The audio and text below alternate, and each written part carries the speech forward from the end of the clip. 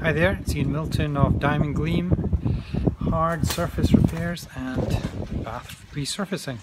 So this isn't exactly where you'd expect to see a bath resurfacer or somebody who was doing hard surface repairs, but here we are. And what we're looking at here is the sill of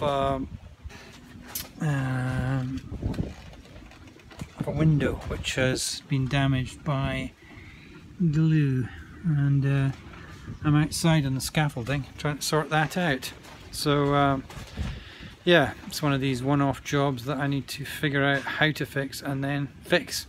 So here we go. Okay, so let's just sorted that out. Some drips of water there because it's raining. It's not part of the repair. Okay, so we sorted that sill out. It's rather wet and cold out here, so I'm going to head off.